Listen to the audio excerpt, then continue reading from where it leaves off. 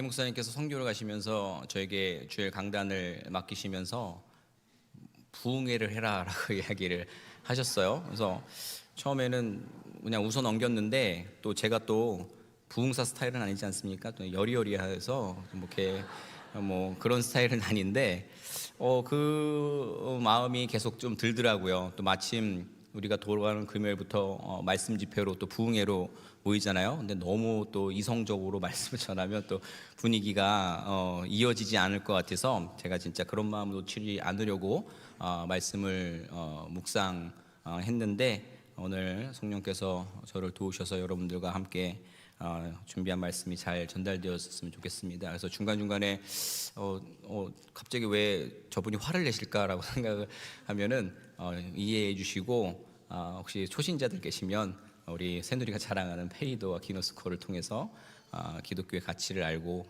나중에 저 목사가 왜 저렇게 화를 냈지라고 여러분들 깨달으시면 좋을 것 같습니다.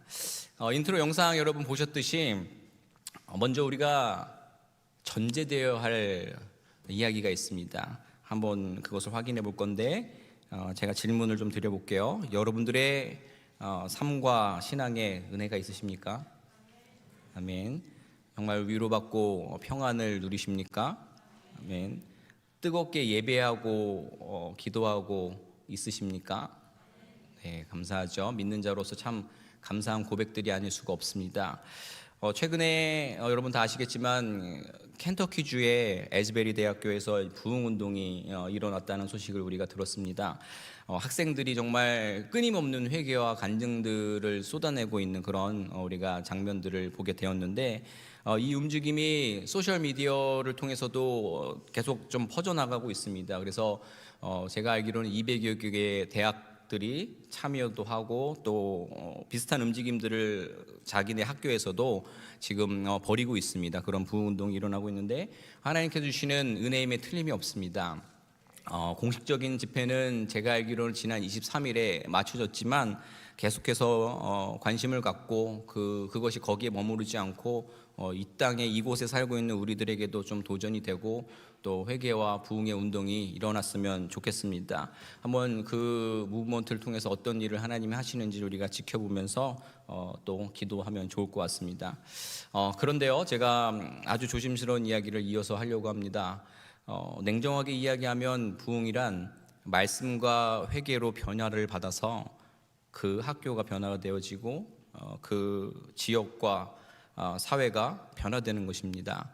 한 1, 2년 뒤가 지난 다음 어느 시점에서 아무것도 변하지 않고 그래 맞아 그때 우리가 뜨겁게 기도했었지 뜨겁게 예배했었지 라는 추억만 남는다면요, 우리 교회가 우리 새누리가 최근 이 실리콘밸리에서 아주 뜨겁습니다.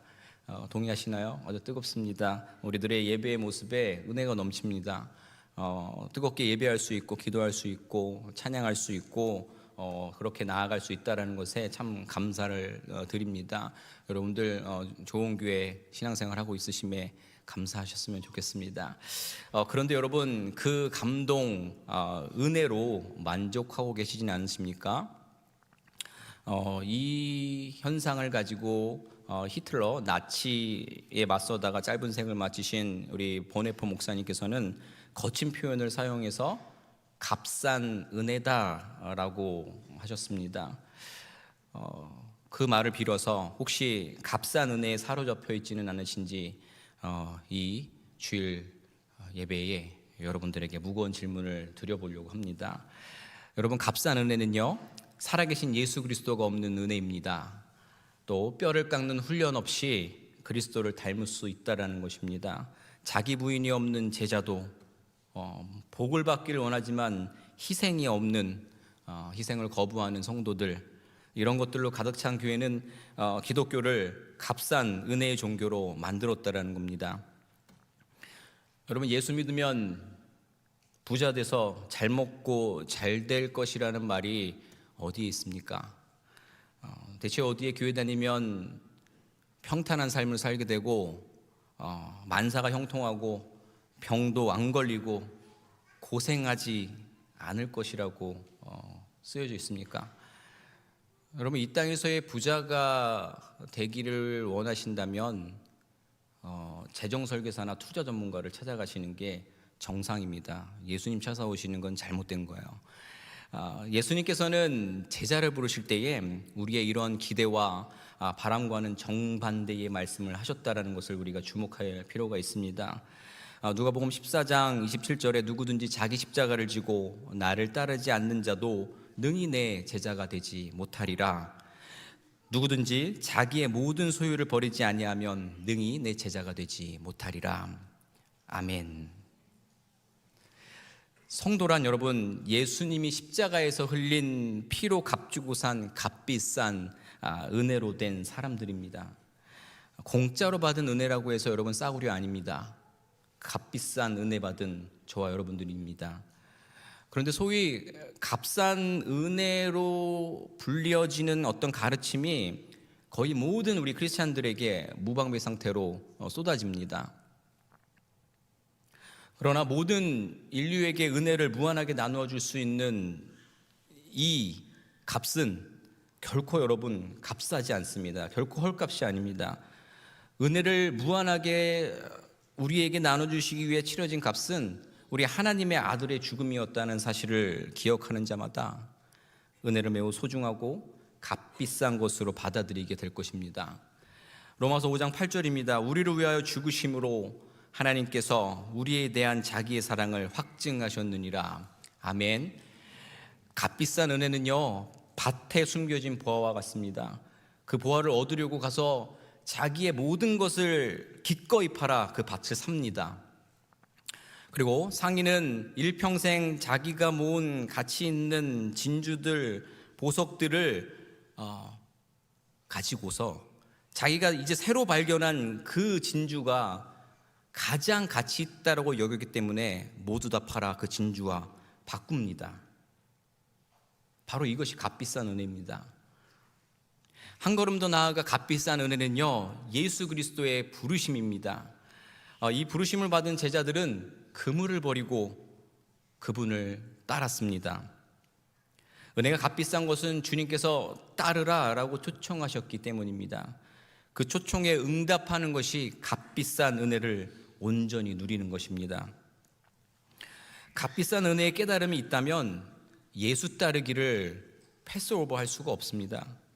또한 자기의 모든 것을 포기하고 예수를 따르는 사람만이 자기는 오직 주님의 은혜로만 의롭게 되고 구원의 은총을 입었다라고 말할 수 있는 것입니다. 다시 한번 질문하겠습니다. 여러분들에게 값비싼 은혜가 있으십니까? 그러나 여러분, 이 은혜를 받았으면서도 예수 따르기에 무관심하고 있다면 자기 자신을 속이고 있는 것이거나 아직도 그 값비싼 은혜를 깨닫지 못한 사람일 수 있는 것입니다. 참회와 고백과 결단과 참여 없이 신앙생활을 할 수 있다면 교회가 세상보다 더 세속적인 집단으로 평가받는 것을 여러분 감수하셔야 하는 것입니다. 교회가 값비싼 은혜를 바로 이해하고 선포할 때에 교회 자체도 값비싼 보화가 될 수 있는 것입니다. 다시 질문하겠습니다. 은혜가 있으십니까? 질문을 이제 바꿔볼게요. 예수 그리스도를 따르고 계십니까? 다 아멘 하셔서 그만. 다 여러분 아멘 하시지만 그 마음대로 그 주님의 그 따름이 어떤 은혜인지를 나눠보려고 해요. 그런 저와 여러분들을 주님께서 값비싼 은혜의 자리로 초청하십니다. 뭐라고요? 나를 따르라. 오늘 본문으로 들어가면 57절 말씀 보면 시작이 참 은혜롭습니다. 어떤 한 사람이 어디로 가시든지 나는 따르겠습니다 라고 이야기를 해요. 정말 멋진 고백이지 않습니까? 아마도 예배의 은혜를 받았거나 말씀의 은혜가 돼서 큰 결단을 하고 주님을 찾아온 것으로 보입니다. 바라기는 우리 모두의 고백이 되기를 주님의 이름으로 부탁을 드립니다. 자, 그런데 예수님을 쫓겠다는 사람에게 예수님께서 이렇게 이야기를 하세요. 여우도 굴이 있고 공중의 새도 집이 있으되 인자는 머리 둘 곳이 없도다 라고 말씀하셔요. 이게 무슨 어이가 없는 대답인가요? 무슨 의미냐면요, 너는 지금 내가 하려고 하는 일이 무엇인지 모르는 것 같아. 너 아무 생각 없이 온 것 같은데? 라고 말씀하신 거로 보입니다.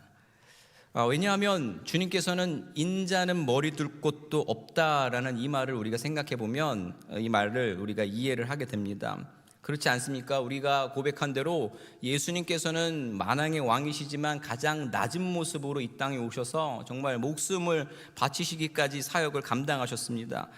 주님을 쫓는 일은 일순간의 감정으로 덤빌 만한 일이 절대 아닙니다. 그런 낭만적인 일이 아니에요. 고난의 길입니다. 고난의 가시밭길입니다. 이를 알지 못하고 쉽게 덤벼들었다가는 좌절과 포기에 직면하기가 쉽습니다. 그러니까 이 사람에게 이렇게 정확하게 얘기하시는 게 틀림이 없습니다. 너가 나를 따르려면 춥고 불편하게 되고 푸대접을 받고 모욕을 당하게 될 터인데 그걸 알고 있니? 라고 말씀하시는 것이에요.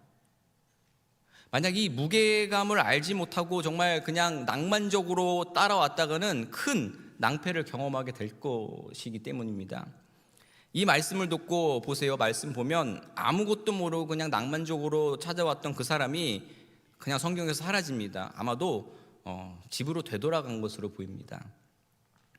혹시 여러분들도 낭만적으로 예수 믿으면 인생 잘 풀린데 또 내가 또 수준이 있는데 종교 생활을 해서 좋은 일 하고 그래야 되지 않겠어? 이렇게 생각하고 계시지 않으십니까? 아니면 누군가 이끌려서, 아니면 모태신앙이어서 아무 생각 없이 습관적으로 예배에 나오고 계시진 않으십니까? 자신 있게 따르겠다라고 했다가 이 묵직한 주님의 말씀 앞에 서면 주님, 번지수를 제가 잘못 찾은 것 같습니다. 안녕히 계세요 하고 돌아선 그 사람이 되시겠습니까? 분명 무거운 초청이고 고난의 가시밭길이지만 그 값비싼 은혜를 안다면 이 무게를 견뎌서 주님을 따르게 될 줄로 믿습니다. 만일 우리가 그리스도를 따르고자 한다면 다른 어떤 것도 우리를 믿고 소망하고 인도하는 그 하늘나라보다 더 중요하게 생각되는 것은 없는 줄로 믿습니다. 주님의 뒤를 따르시기를 바랍니다. 계속해서 두 번째 사람에게 나를 따르라 라고 말씀하시자 이 사람은 조건부 순종을 시전합니다. 이런 이야기예요. 아버지 장례를 치르고 나서 따르려고 합니다 라는 이야기예요. 굉장히 사실은 합리적으로 보일 수도 있는 그런 이야기입니다. 그래서 이 부분을 보고선 예수님이 너무 유교 사상이 없으시네, 너무 자식된 도리를 하지 않으셔서 막말을 하시는 거 아니야? 뭐 이렇게 생각하실 수 있어요. 근데 사실 이 사람의 이야기가 애매합니다. 아버지가 벌써 돌아가신 것인지 아니면 아직 살아계시는데 이런 말을 하고 있는 건지 정확하진 않습니다. 하지만 우리가 주님을 따르는 것에서 그 가치를 발견한다면 이 애매모호한 이 묶인 부분이 단숨에 풀린다라고 저는 생각합니다. 여러분, 제가 아까 밭에 감추인 보화를 발견했을 때 어떻게 했다고 말씀드렸죠? 자신의 모든 것을 팔아 그 보화를 사는 행동을 했다라고 이야기를 드렸습니다. 그 맥락에서 보면 이 사람의 이 조건부 순종의 모습을 자세히 보면 체면상 순종하고 있다라는 것을 발견하게 되는 겁니다. 제가 느끼기에는요, 내 체면 좀 이렇게 해서 나중에 하겠습니다. 그때가 정확히 언제인지 모르겠지만 나중에 하겠습니다 라고 말하고 있는 거죠. 이에 주님은 말씀하십니다. 60절에 죽은 자들로 자기의 죽은 자들을 장사하게 하고 너는 가서 하나님 나라를 전파하라. 아멘. 무슨 말인가요? 나를 따른다면 너에겐 해야 할 아주 중요한 일이 있다. 그것이 뭐죠? 가서 하나님 나라를 전파해라 라는 말씀입니다. 그러니까 여러분들, 예수님이 몰상식하다고 판단하셔서 이 말씀의 깊이를 그냥 어영부영 넘어가지 않으셨으면 좋겠어요. 주님의 가르침은 가족과 이웃 하나하나에 선을 베풀고 최선을 다하라고 늘상 가르치셨어요. 그러나 이것을 하나님의 은혜에 초청한 그 내용의 변명거리로 삼아서는 안 된다라는 겁니다. 만약에 세상에서 가장 가까운 자들인 사랑하는 가족이 우리가 주님에게서부터 멀어지게 한다면 여러분, 차라리 그 아버지와 어머니와 가족들과의 거리두기를 하셔야 됩니다. 그러곤 주님이 명하신 이 열심을 향해서 나아갈 필요가 있는 것입니다. 그런 경우 많이 봤습니다. 우리가 또 이민자 땅에서 살다 보니까 이제 부모님들이 한국에 계시는 경우가 많이 있잖아요.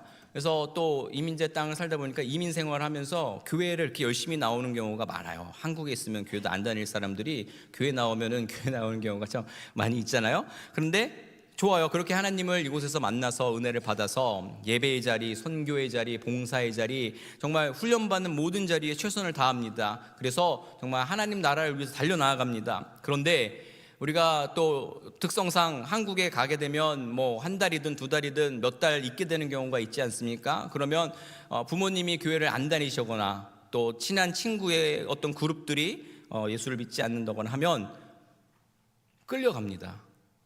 한국 가서 교회 안 다닙니다. 아무 봉사도 하지 않습니다. 안타깝게도 값싼 은혜의 자리로 나아간 것입니다. 여러분, 예수님의 값비싼 은혜로의 부름에 응하는 일은 어떠한 이유로도 있어서는 안 되는 것입니다. 세 번째 사람도 마찬가지입니다. 같은 연장선상에 있어요. 61절에 보면 내가 주를 따르겠나이다마는, 이게 번역이 참 어려워요. 그렇죠? 천천히 읽지 않으면 이게 실수를 하게 되는 부분이에요. 주를 따르겠나이다마는 나로 먼저 내 가족을 작별하게 허락하소서라고 이 친구가 이야기를 합니다. 자, 여기에서 이 사람이 잘못한 점이 무엇일까요? 그냥 봤을 땐 잘못한 것 같지 않죠? 뭐 작별할 수도 있잖아요. 그렇죠? 잘못한 점이 있습니다. 이 사람은 주님을 따르는 것을 매우 서글프고 고통스럽고 어려운 일로 생각했다라는 겁니다. 그 일이 그에게는 정말 도살장에 끌려가는 것 같이 죽으러 가는 것처럼 여긴 것으로 보입니다. 그래서 그는 가족들에게 작별 인사를 하고 와야겠다라고 이야기를 하신 거예요. 이 사람의 이 비장한 모습이 이해가 안 되는 건 아니죠. 그렇죠? 이해가 안 되는 건 아닙니다. 아무것도 모르고 덤빈 첫 번째 사람에게 인자는 머리 둘 곳이 없다라고 말씀하실 만큼 어렵고 힘든 길이면 틀림이 없습니다. 그러나 예수 그리스도를 따를 때에, 온전히 따를 때에 가족과 여러분 사랑하는 이들과 함께해서 있을 때보다, 그 행복보다 더 큰 위로와 평안과 축복을 얻게 되는 줄로 믿습니다. 네, 뭐 어떤 표정들이 남편과 아내랑 있을 때 그렇게 행복하지 않은 것 같은데라는 표정으로 공감이 안 되시는 분들이 좀 있는 것 같은데, 우리 남편과 아내를 더 사랑하시기 바랍니다. 네, 자, 다시 말씀을 돌아가면 주님은 그의 말을 듣고 이렇게 말씀하십니다. 62절 말씀, 손에 쟁기를 잡고 뒤를 돌아보는 자는 하나님 나라에 합당하지 아니한다 라고 말씀하셔요. 그러니까 이런 말씀이에요. 내가 나를 따르고자 하면서도 세상적인 생활을 되돌아보고 그것을 갈망한다면 하나님 나라에 합당하지 않다라는 말씀이에요. 만일 내가 무성의하게 쟁기질을 지금 한다면 너는 하나님 나라에 좋은 씨를 뿌리기에 적합하지 않다라는 이야기를 하고 계시는 겁니다. 쟁기를 잡고서도 수시로 이제 뒤를 돌아본다라는 것은 이 일에 집중하지 못하라는 것이고, 과거에 연연해 있다라는 것이고, 언제든 기회만 있으면 쟁기를 버리고 뛰쳐나갈 것이다 라는 그 말씀이에요. 그래서 뒤돌아보는 자들은 하나님 나라에 적합하지 않다라고 말씀하고 계시는 것입니다. 그래서 주님 이렇게 말씀하신 거예요. 끝까지 견디는 자만이 구원을 받으리라. 아무도 아멘 안 하시네요.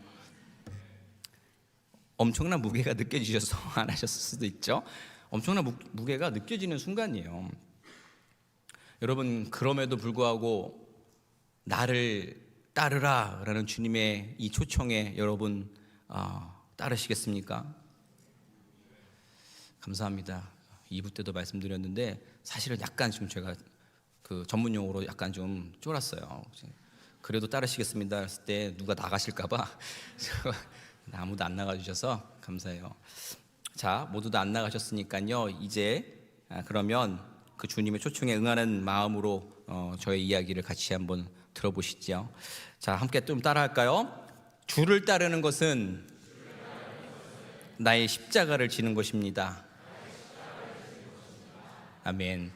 주님께서 나를 따르라 라고 초청하시고선 제자들이 한 가지 명령을 하고 떠나십니다. 어떤 명령의 말씀인가요? 우리 마태복음 28장 19절 20절 말씀 우리 다 같이 한 목소리로 읽도록 하겠습니다. 우리 자막이나 또 성경 찾아서 같이 읽도록 하겠습니다. 같이 읽습니다. 그러므로 너희는 가서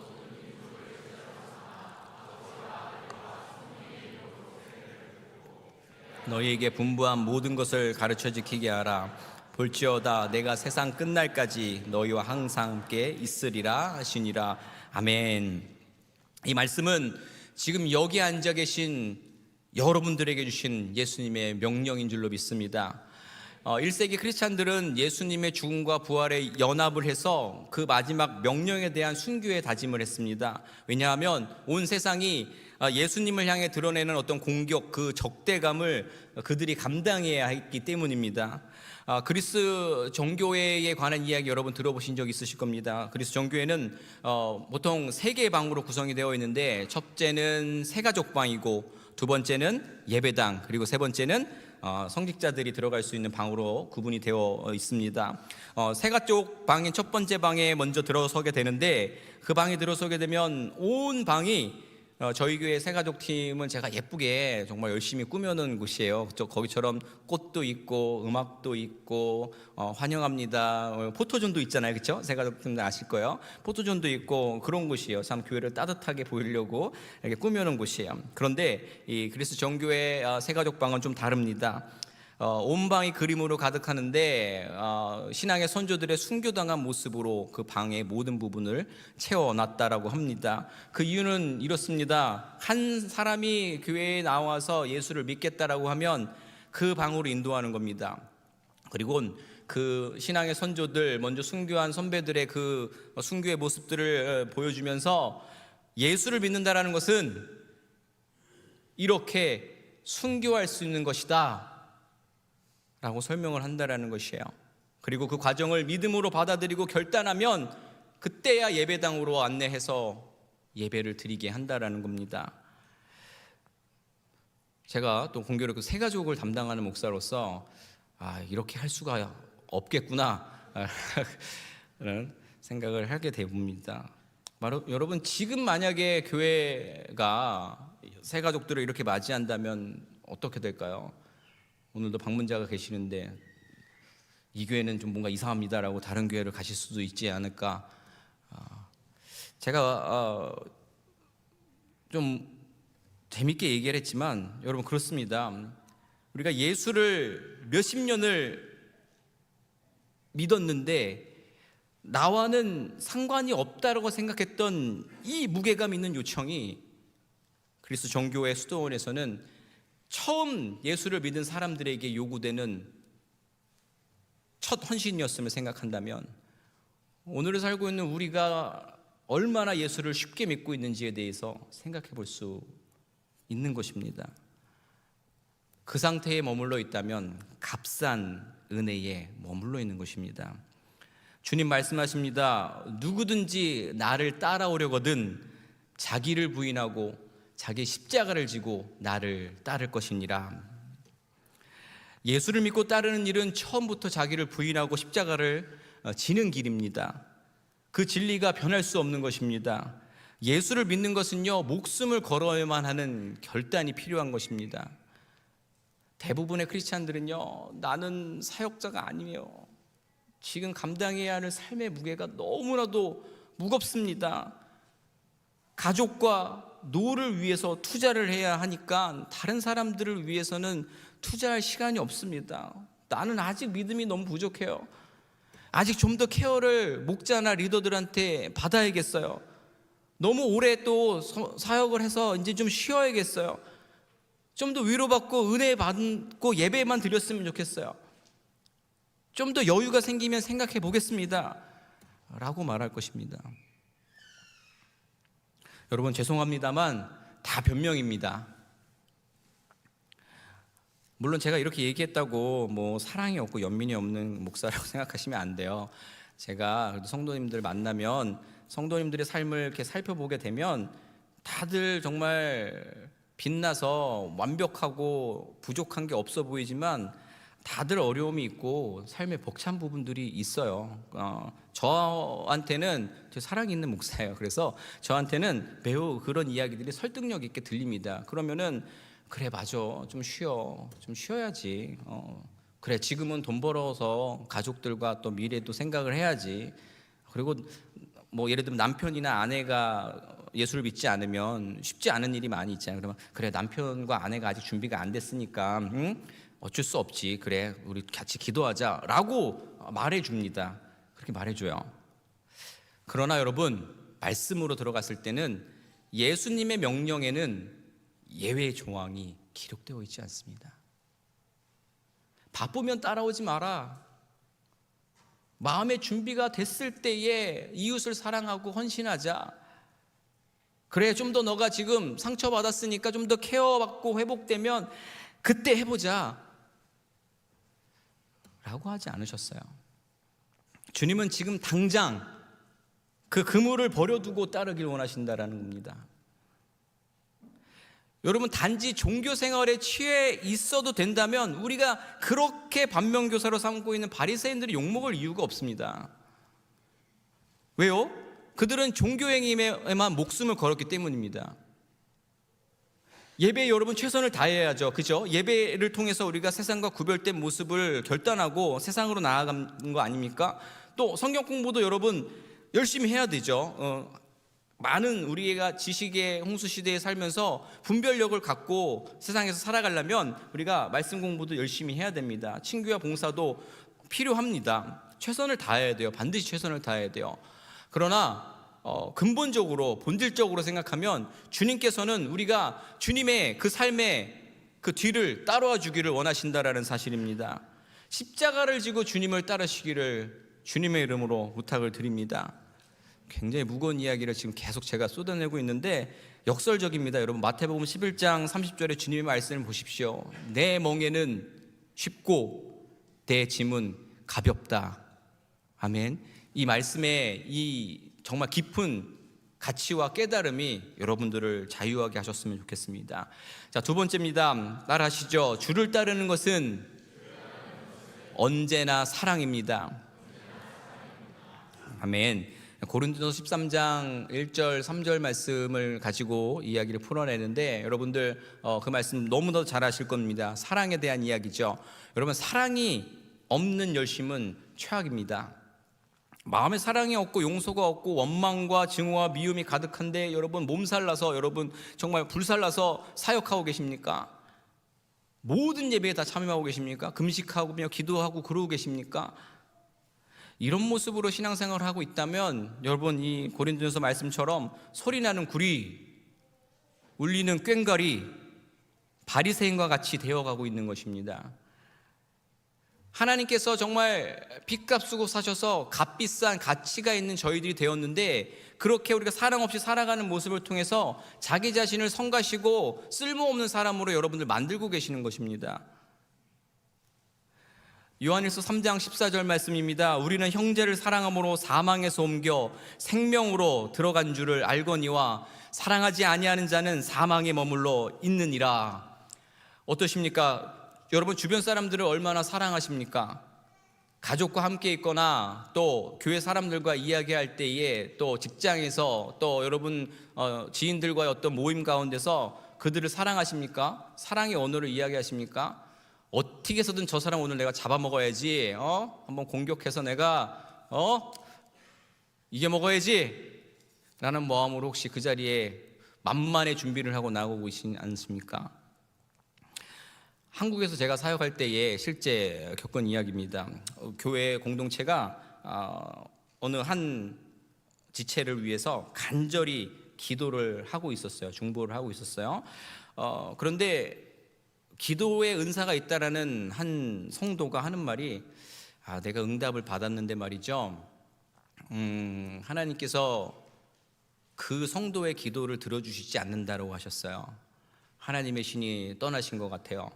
저는 그 성도를 위해서 더 이상 기도하지 않을 거예요 라고 말했다라는 겁니다. 무당 아닙니까? 소리나는 구리와 울리는 꽹과리입니다.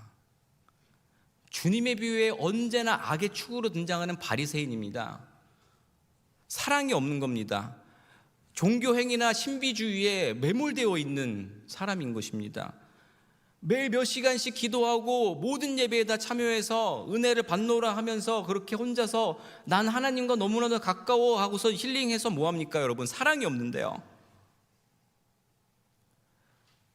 주님께 그 연약한 지체, 죄 많은 이웃이 하나님을 더 사랑할 수 있도록, 하나님의 사랑을 알아서 하나님께 순종할 수 있도록 계속 초청하고 그를 위해서 기도해 줘야 하는 거 아니겠습니까? 그들이 하나님께 전심으로 순종하며 예배의 자리로 나오는 것을 보고 싶어 해야 되는 거 아닙니까? 어디 그런 응답을 받고 그것을 너무나 아무렇지 이야기할 수 있겠습니까? 사랑이 없는 겁니다.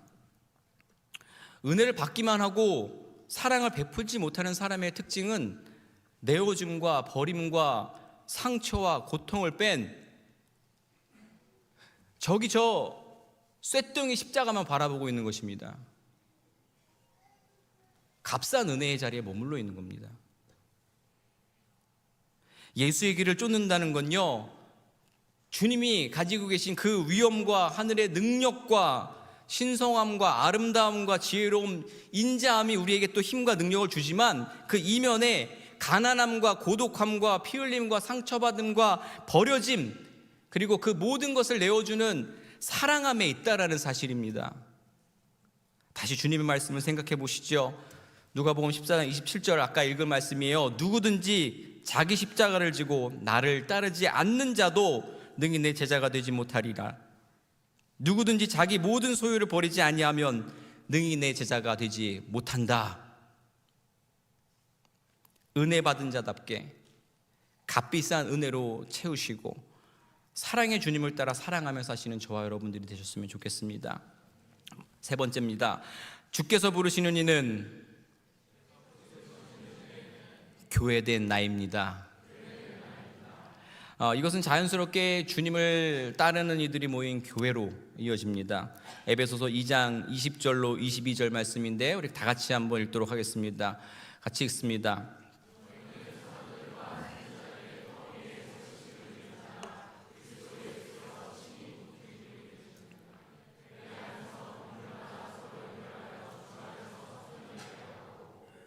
너희도 성령 안에서 하나님이 거하실 처소가 되기 위하여 그리스도 예수 안에서 함께 지어져 가느니라. 아멘.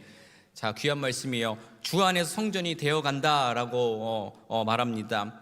그러니까 예수님 안에서 우리는 성령 안에서 하나님이 거할 처소가 되기 위해 함께 지어져 간다라는 말씀이에요. 주님께서 말씀하셨죠. 내가 이 반석 위에 내 교회를 세우리니 음부의 권세가 이기지 못한다.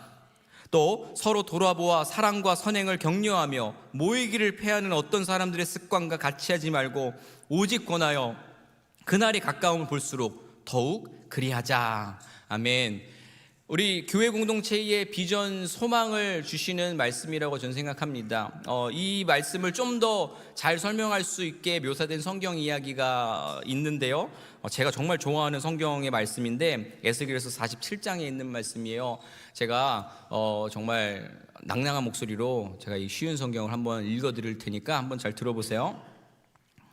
그가 나를 데리고 성전 문으로 갔다. 그래서 내가 보니 성전 문지방 밑에서 물이 흘러나와 성전 전면이 향하고 있는 동쪽으로 흐르다가 성전의 오른쪽 곧 제단의 남쪽으로 흘렀다.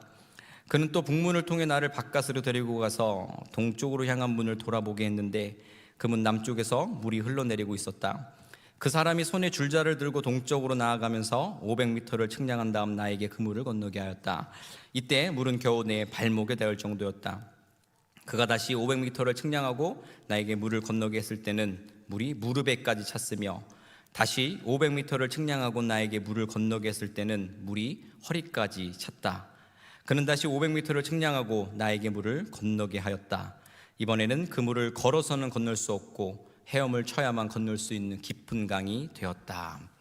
자, 또한 7절 이하의 말씀을 보면 이 물이 성전에서 흘러 넘쳐서 향하는 곳이 있습니다. 이 물이 향하는 곳마다 나무가 무성하다라고 성경은 말하고 있어요. 이 물이 살리는 물이죠. 생명의 물이라는 겁니다. 또 이 물이 아리바로 내려가서 바다로 내려간다라고 이야기하는데, 지리적으로 아라바 광야를 지나면 사해를 만나게 됩니다. 죽은 바다를 만나게 되는데, 이 죽은 바다가 살아난다라는 말씀입니다. 이 성전에서 흘러나온 이 물은 생명의 물임에 틀림이 없습니다. 또 9절 이하를 보면 이 강물이 이르는 곳마다 번성하는 모든 생물이 살고 고기가 많다라고 성경은 말하고 있습니다. 한 줄로 요약하면 우리의 하나님의 교회에 물이 가득 차고 흘러넘쳐서 세상으로 그것이 흘러가서 죽어가는 온 세상을 살린다라는 말씀입니다. 이것은 또한 하나님의 교회를 이루는 하나님의 백성들, 여러분 각 개인을 또 가리키기도 합니다. 그렇기 때문에 여러분, 나 혼자만의 신앙의 여정으로 여러분 만족해서는 안 됩니다. 이 교회, 이 새누리 가운데 여러분 옆에 있는 이 한 사람 한 사람들이 아주 긴밀하게 연결되어 있다라는 것을 볼 수가 있는 겁니다. 그것을 여러분, 그 가치를 깨달으셨으면 좋겠어요. 그래서 바라기는 하나님의 비전의 한 지체들이 되셔서 하나님의 영광을 보실 수 있게 되기를 바랍니다. 그래서 주님께서 빚값 쓰고 사신 우리의 삶의 모습들이 정말 사랑의 모습으로 넘쳐나서 내 자신을 살리고 교회를 살리고 또 이웃도 살리고 죽어가는 온 세상을 살릴 수 있는 말씀으로 나아가실 수 있는 여러분 되셨으면 좋겠습니다. 예수님께서는요, 지금도 계속해서 사람들을 부르고 계십니다. 이미 먼저 된 우리들 역시도 우리 주님께서는 오늘도 말씀하실 겁니다. 나를 따르라.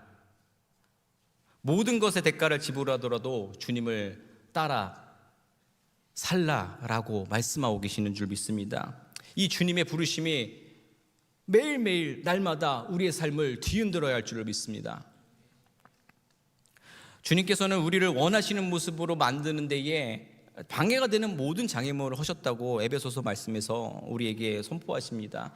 여러분, 그 능력이 깨어진 세상과 깨어진 우리 인생의 모든 구석에 하나님의 능력과 사랑과 치유가 스며들게 하셔야 할 줄로 믿습니다. 주님이 오신 것은요, 하나님의 뜻이 하늘에서 이루어진 것 같이 땅에서도 이루어지도록 하시기 위함이었다는 것 역시 기억하셔야 됩니다.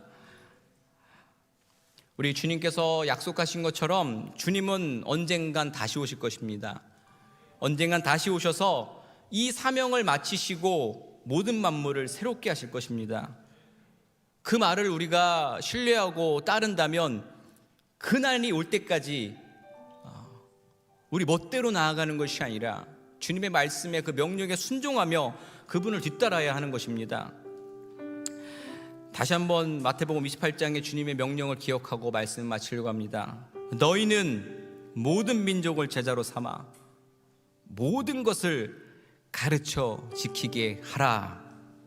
이 예수님의 마지막 명령이 우리 가슴 속에 새겨지고 주님을 따르는 값비싼 온전한 정말 가치 있는 우리의 은혜임을 깨닫고 그 무게를 견디는 성도 제자 되시기를 주님의 이름으로 부탁을 드립니다.